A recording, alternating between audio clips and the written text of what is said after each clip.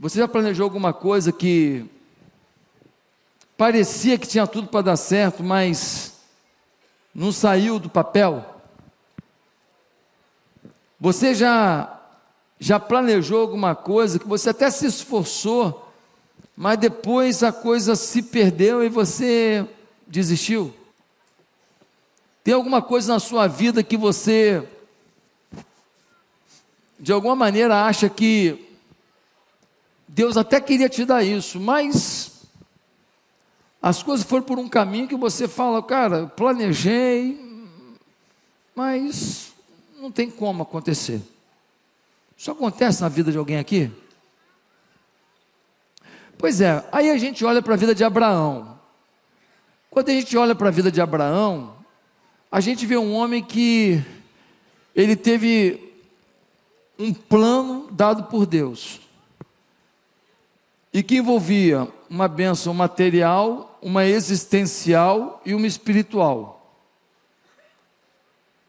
A bênção material, Deus disse a ele que daria para ele uma terra que mana leite e mel, pois ele ganhou a terra de Israel.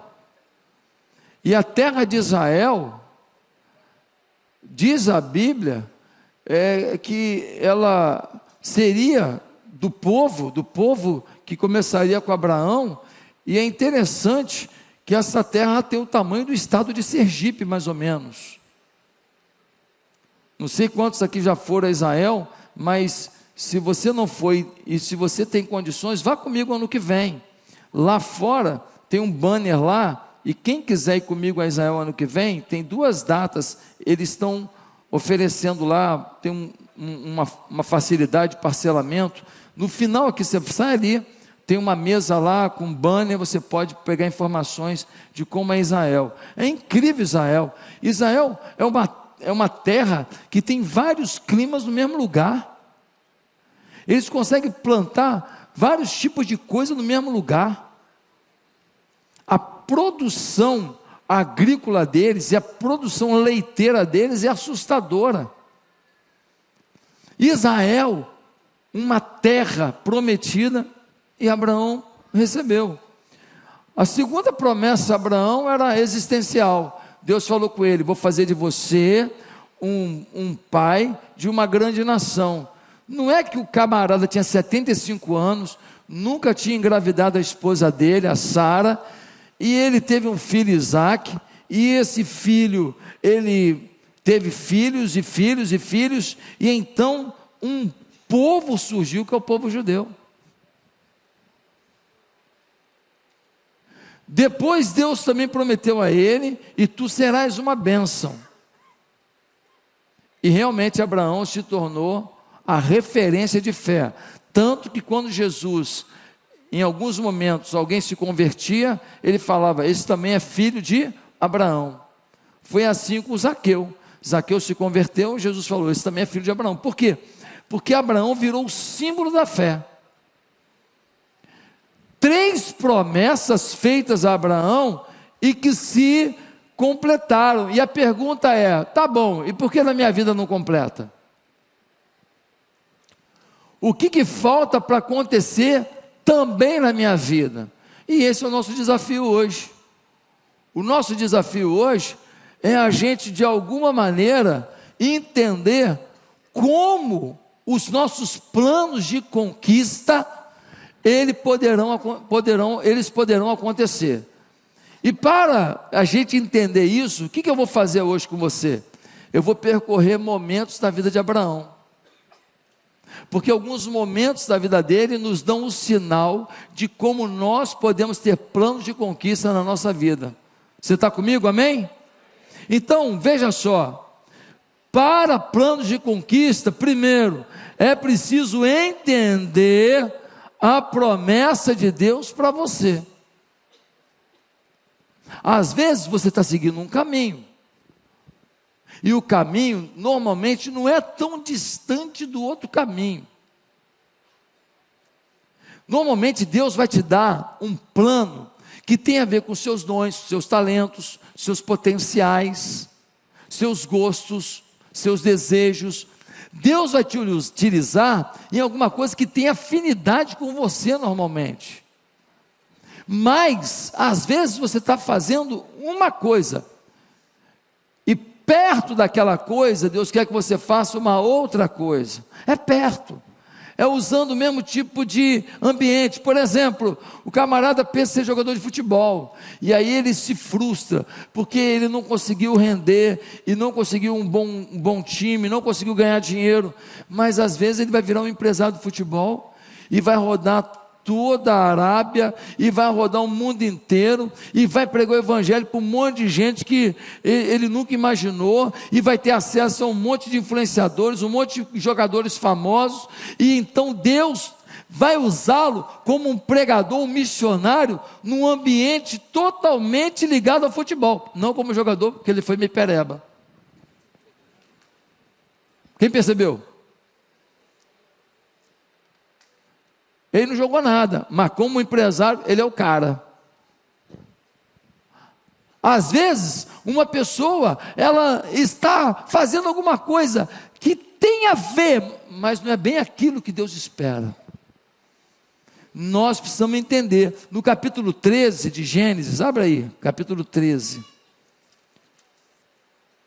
no versículo 14, diz assim: o Senhor disse a Abraão, depois que Ló se separou dele: erga os olhos e olhe de onde você está para o norte, para o sul, para o leste e para o oeste, porque toda essa terra que você está vendo, eu a darei a você e a sua descendência para sempre. Gente, Deus fala: ó, o Ló, teu sobrinho, separou de você, pegou as campinas do Jordão, pegou o melhor terreno para ele está se achando, né? Pois aqui, sobe na montanha. Aí Abraão subiu, e Deus falou: olha para frente, olha para o lado, olha para trás, olha para o outro lado, olha, tudo isso eu vou te dar.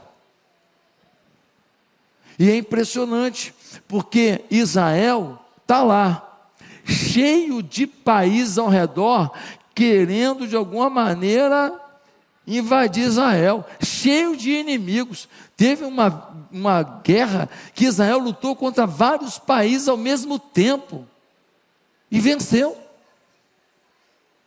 Veio o Líbano de um lado, veio o Egito do outro, veio a Jordânia do outro, gente, todo mundo contra, e Israel venceu, e está lá, aquele paizinho desse tamanhozinho, todo mundo em volta, cultura muçulmana, ali, e ele está ali, ninguém pega. Promessa de Deus a Abraão. Se você for olhar pelo caminho da geopolítica, não existe explicação, a única explicação é que a Bíblia prometeu. Deus falou: amigo, vou te dar e ninguém toma. Só tem explicação na Bíblia, não tem geopolítica para explicar o que Israel conseguiu.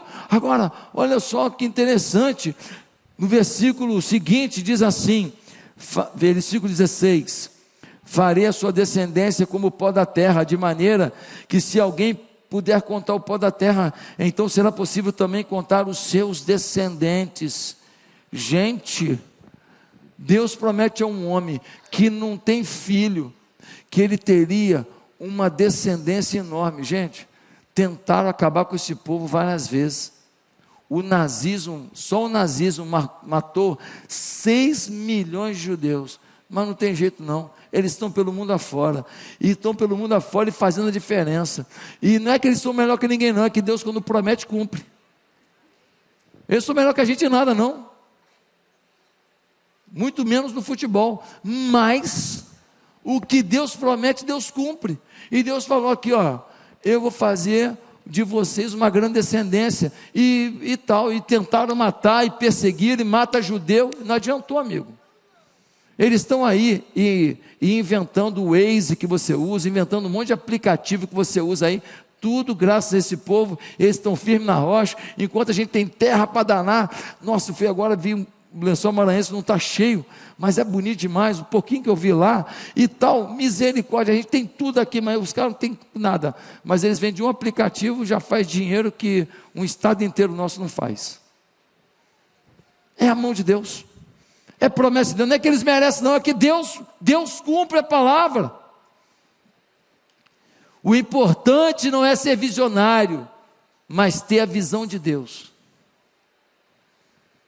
Qual é a visão de Deus para a sua vida?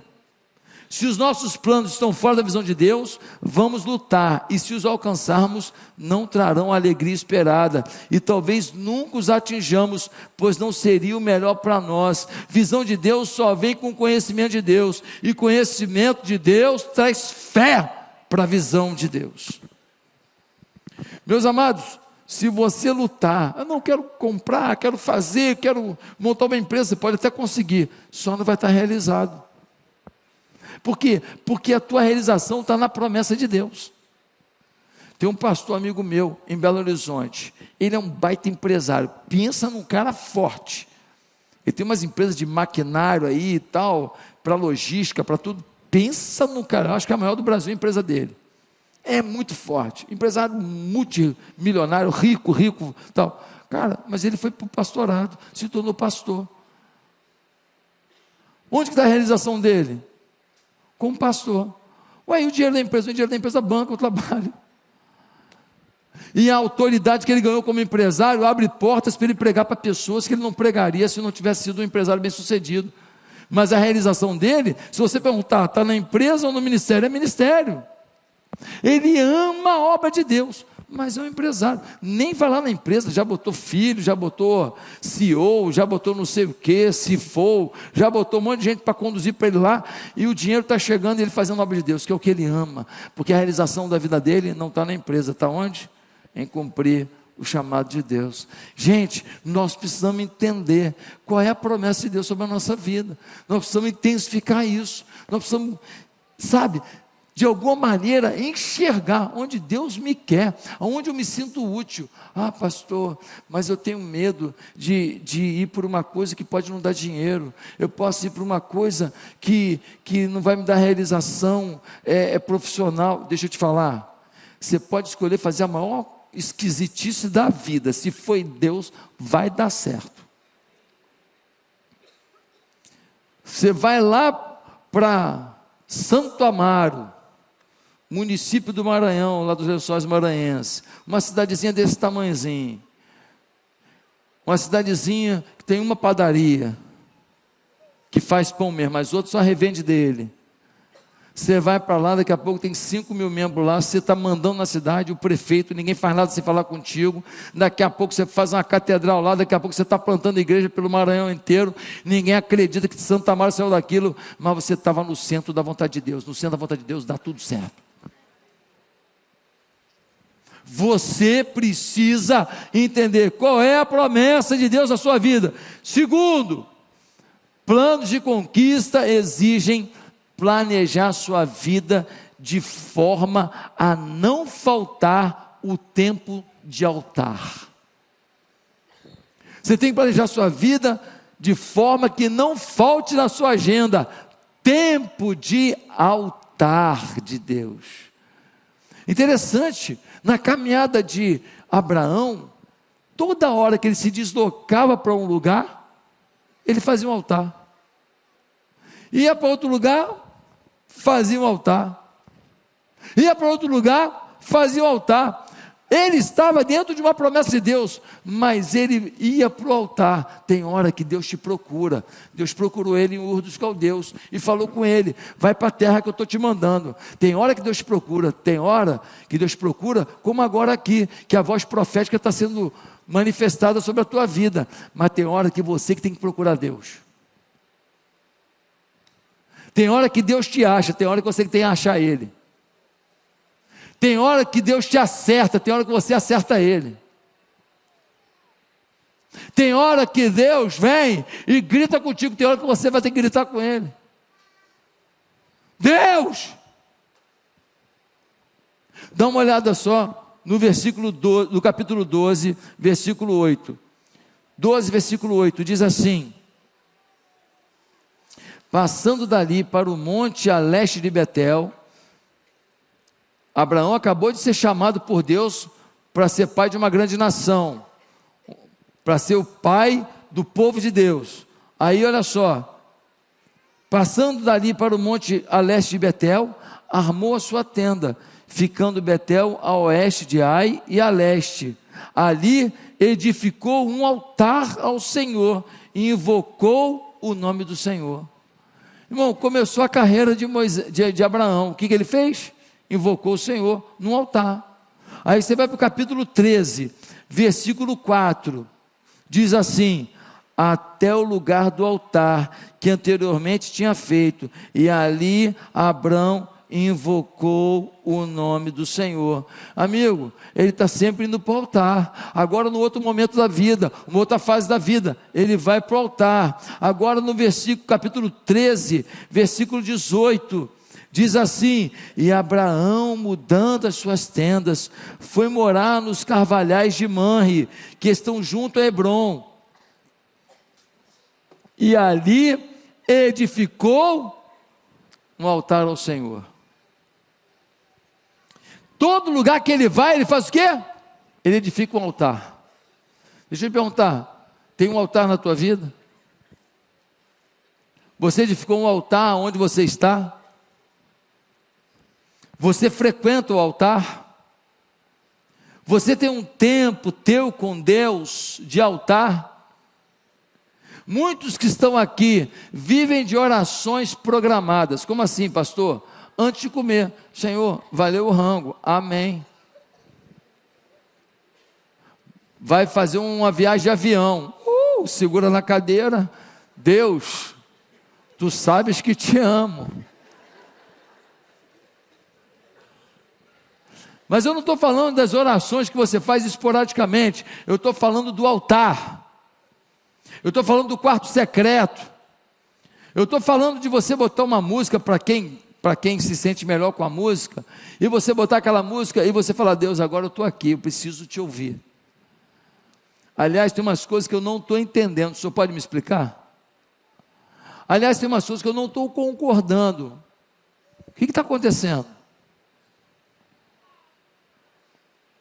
E Deus, também não posso deixar de ser grato. O Senhor tem feito algumas coisas na minha vida que eu sou muito grato ao Senhor por isso. E Senhor, eu também não posso deixar de reconhecer quem Tu és. Tu és o Deus de toda a glória, Tu és o Deus de todo poder. Tu tens feito a diferença na minha vida, Senhor, eu te amo de verdade. Tempo do altar. Abraão anda um pouco, faz altar, anda mais um pouco, faz altar, anda mais um pouco, faz altar. Onde ele chega, ele faz altar, porque ele sabe que sem altar a gente não vai conseguir prevalecer. Agora tem uma coisa: o que tem no teu altar que tira a entrega do altar? O que tem no teu altar que tira a capacidade de perceber Deus no altar? Muitos vão para o altar com o celular. Amigo, se o celular for contigo para o altar, para o quarto secreto, para o momento com Deus, se o celular for, ele ganha a parada. Muitas pessoas não estão conseguindo mais viver sem uma conexão online, direta, com a internet, no celular o tempo inteiro. Você não consegue mais se focar em Deus. Quando Deus começa a falar, você já encerra a conversa. Políticos resolvem as coisas nos parlamentos, médicos resolvem nos hospitais, advogados nos tribunais, homens e mulheres de Deus no altar. Talvez a coisa que você mais espera ainda não aconteceu na sua vida, não porque você não tenha pedido a Deus, mas é porque você ainda não tem na sua agenda altar. Você quer muito uma coisa que você ora esporadicamente, você não ainda entendeu que Deus quer te ver no altar, e esse incômodo da tua vida é uma forma de Deus te falar: cara, você precisa de altar, e nem assim você entendeu. E você fica batalhando do seu jeito, da sua maneira, e você fica batalhando da sua força, e você até fala com Deus, mas é só aquela oração assim, flecha. Não um tempo de altar. Ei, Abraão teve seus planos de conquista realizados, porque onde ele passava, ele fazia o altar. Em terceiro lugar, planos de conquista exigem não fugir das guerras pelos objetivos que Deus nos dá. Não fugir das guerras. Meu irmão, o Abraão, ele recebeu a promessa de Deus, não recebeu? E ele começou a prosperar, não foi Deus que prometeu? E ele começou a tomar posse da terra, não foi Deus que prometeu? Um belo dia, uns reis foram lá e tomaram o mantimento dele, tomaram os bens dele, e tomaram os bens do sobrinho dele, do Ló, e tomaram as pessoas, escravizaram as pessoas da família dele, e tiraram os bens dele. Ah, meu amigo, não prestou. Ah, mas se o Abraão vai lá para guerrear e tentar pegar de volta o que tomaram dele, ele pode morrer. Ele foi lá e separou. Olha o que diz o texto, vamos ler o texto, fica mais fácil entender. Capítulo 14, versículo 14.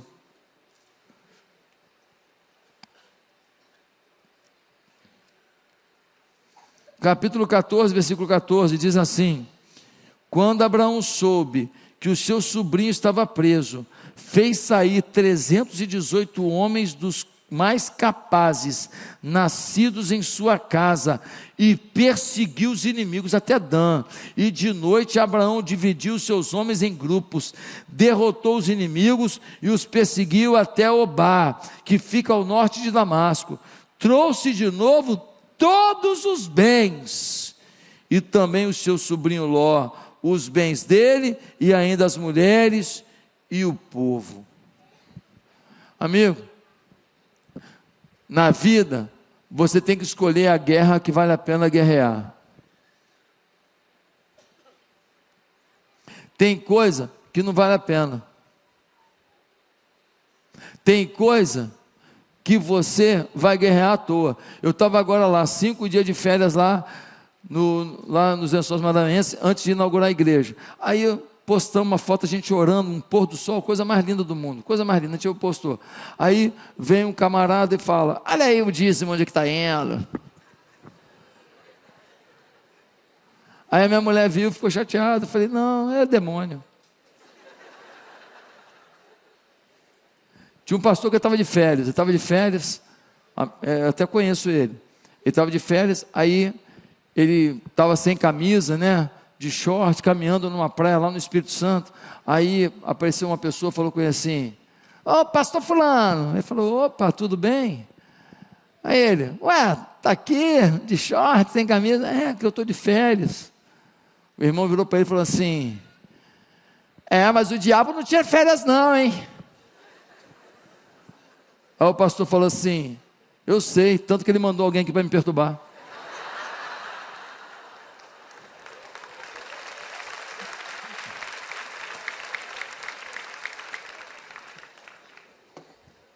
Vale a pena ficar na internet discutindo com gente ruim? Com gente que acha que você não pode descansar? Com gente que não quer teu bem? Vale a pena? Tem guerra que não vale a pena. Você que fica aí na internet, está perdendo seu tempo com gente que, olha, você pode explicar 1000 vezes para as pessoas algumas coisas, elas não querem sua explicação, elas querem te lascar. Você está perdendo seu tempo? Vou te dar uma sugestão espiritual: bloqueia. Se o que ele vê na tua rede social faz mal para ele, ajuda ele. O que ele vê na tua rede social não está fazendo bem para ele, você quer o mal dele? Não, bloqueia. Amorosamente, melhor que você faz. Tem guerra que não vale a pena. Tem guerra que não vale a pena. Tem pessoas que não querem conversar, elas querem acusar. Quanto mais você explica, quanto mais elas estão perdendo a razão, mais grito elas dão, mais coisa tira da cartola para tentar formular alguma estratégia para te humilhar. Ei, escolha suas guerras. Tem guerra que você pode estar querendo, mas não tem que guerrear. Agora tem guerra que você não quer, mas tem que guerrear. Abraão falou: é o seguinte, Deus me prometeu um monte de coisa, e tem umas coisas que eu já ganhei, a minha família, essas pessoas aqui todas, e esses recursos aqui, Quem tomou rei, pode ser o que for, vai ter que devolver. Foi lá com 318, foi lá e puf, tomou. Porque quando você está guerreando uma coisa que Deus tem para você, Deus está feliz. Por quê? Porque Deus quer que você lute pelas coisas que Ele prometeu por você. Ele quer que você acredite nas coisas que Ele prometeu a você. Ele quer que você seja intenso nas coisas que Ele prometeu a você. Ele quer que você não despreze as coisas que Ele ofereceu para você. Um pastor luta por cada ovelha, não quer perder ninguém. Por quê? Porque cada pessoa é importante,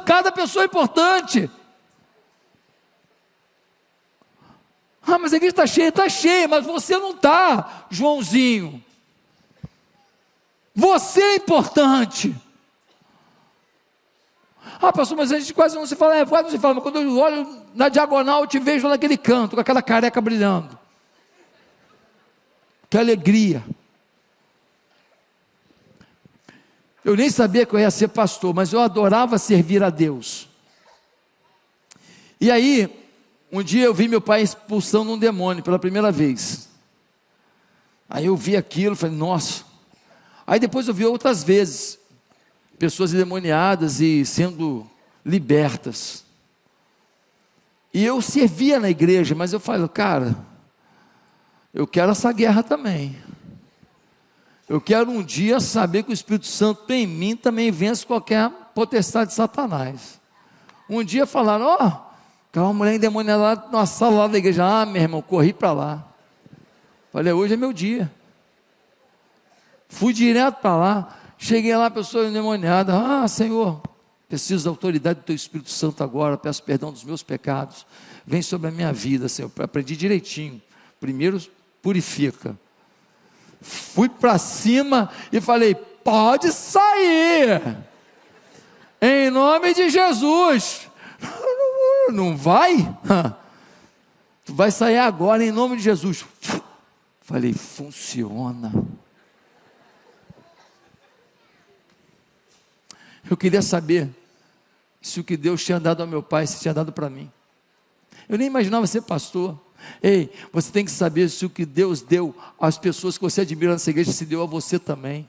Você tem que se disponibilizar para a guerra do Senhor. Se você quer viver coisas sobrenaturais, se você quer conquistas exponenciais, você precisa estar disposto a guerrear as guerras de Deus. E no mundo espiritual, todos são chamados a guerrear.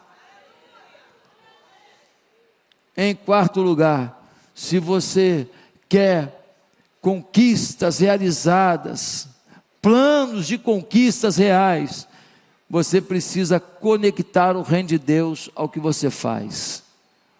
Você precisa entender que Deus não vai te dar nenhuma vitória só para o seu umbigo, que Deus não vai te dar nenhuma conquista só para você ficar felizinho, que Deus não vai te dar um monte de coisa, um monte de presente, só para você falar, eu tenho, você não tem. Olha o que diz o capítulo 14, versículo 18, diz assim, e Melquisedeque, rei de Salém, trouxe pão e vinho, ele era o sacerdote do Deus Altíssimo, ele abençoou Abraão e disse, Abraão, seja abençoado pelo Deus Altíssimo, que criou os céus e a terra, e bendito seja o Deus Altíssimo, que entregou os adversários de você nas suas mãos, e Abraão deu a Melquisedeque o dízimo de tudo. Ele acabou de reconquistar tudo, conquistou o que era dele, o que era das outras pessoas, ele pegou tudo de volta, era muita coisa.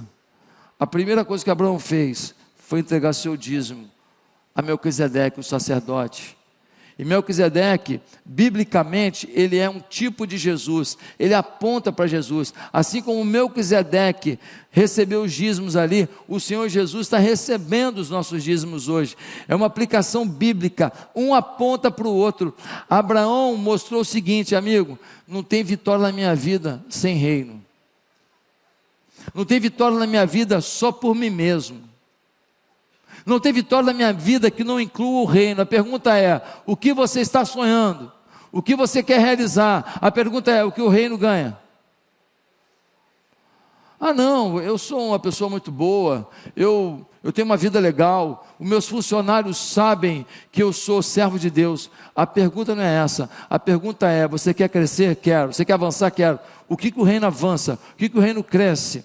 O quanto você está disposto a fazer a diferença nesse mundo, através do que você faz na sua história, ou através daquilo que você trabalha, através daquilo que você estuda. Você precisa incluir o reino na sua vitória. O reino. Deus precisa ser glorificado na tua vitória. Abraão falou: não, aqui ó, é o seguinte, juntou tudo aí, deu quanto? Deu, cara, deu 15 milhões, 1,5 milhão, pif, terreno da igreja,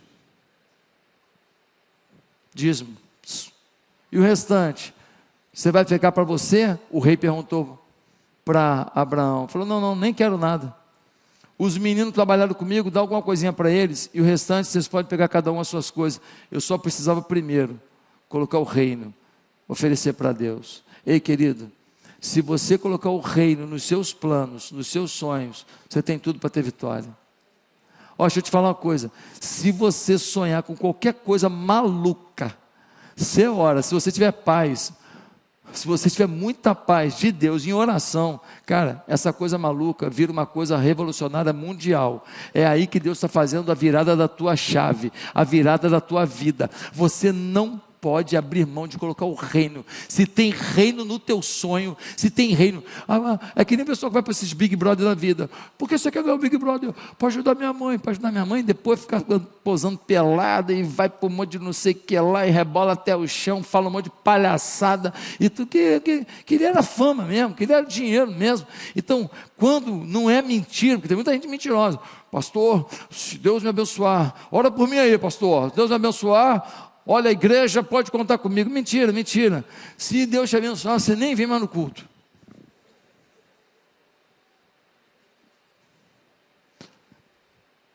Eu vi um vídeo, e eu preciso contar esse vídeo para você. Estou acabando já, tá, gente? Hoje teve consagração, vocês dão uns minutos a mais, me perdoe, tá? Está acabando um pouco mais tarde hoje. Ou vocês querem encerrar agora? Não? Então, olha aqui, o influenciador chegou para uma mulher, sei quem viu esse vídeo, que estava vendendo água no sinal. Ela estava vendendo água e tinha umas criancinhas com ela.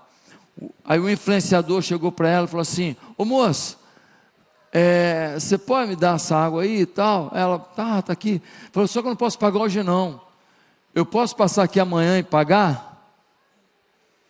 A mulher pobrezinha, gente, uma pobrezinha mesmo, com as crianças, não sei se eram 2 ou 3 crianças assim, do lado. Ela falou: não, pode sim. Aí ele falou assim: mas a senhora está confiando em mim? Eu estou pegando a água, eu não estou pagando agora, e se eu não vier amanhã? Aí a mulher fala assim: mas a gente não pode negar água a ninguém.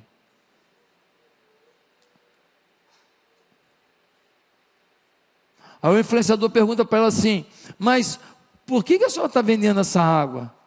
Ela falou: eu estou fazendo um dinheirinho para garantir o almoço das crianças. Eu tenho que fazer um dinheirinho aqui hoje para comprar alguma coisa e fazer uma comida para hoje. Cara, eu fico passado com essas coisas. Eu fico mal. Do quanto que quem não tem nada tem sensibilidade, do quanto que tem gente que escolhe a escova de dente, você escolhe a pasta de dente, você escolhe o seu perfume, você escolhe o seu desodorante, você escolhe até os apetrechos, menos importante, quanto mais o que você vai comer. E às vezes falta sensibilidade. Aí a mulher fala: então estou vendendo aqui para garantir. Quer dizer então que ela estava tirando o valor da água da comida que ela precisava por dia. Aí o influenciador dá um dinheiro para ela, não me lembro se foi uns R$500. Gente, você tinha que ver o choro da mulher. O choro dela. Não acreditando que ela ia garantir R$500. Ela ia garantir a comida de alguns dias para a realidade dela. Sabe, a gente às vezes é muito egoísta. A gente não consegue nem contribuir com o reino, porque a gente não pensa na salvação das pessoas, na transformação das famílias, na libertação dos jovens, sabe, na mudança do coração das pessoas, e a gente é pão duro às vezes. Se a tua vitória tem a ver com o reino, sonhe alto.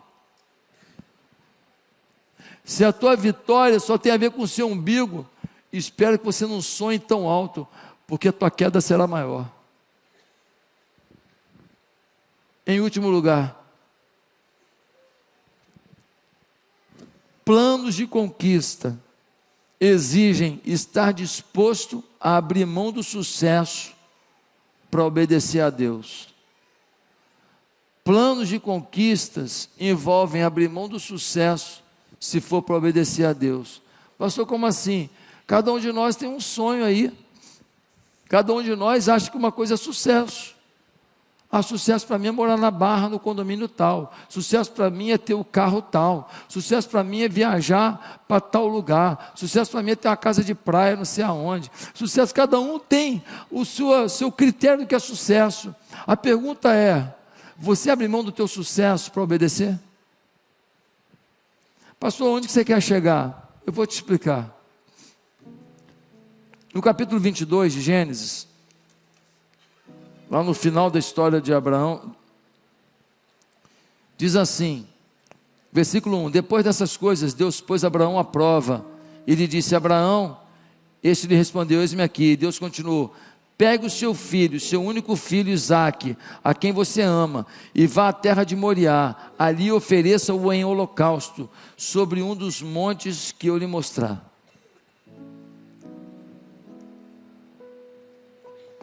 Abraão tinha 75 anos, não tinha filho.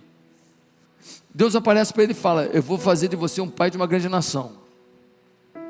Ele esperou 25 anos pelo nascimento de Isaque, o filho da promessa. Agora o Isaque está com uns 15 anos. Ele olha para o moleque e fala: pô, cara, meu filho, esse menino daqui a pouco vai constituir família, e Deus vai progredir, a minha descendência será maravilhosa, a promessa de Deus vai se cumprir. Isaque é o sucesso de Abraão.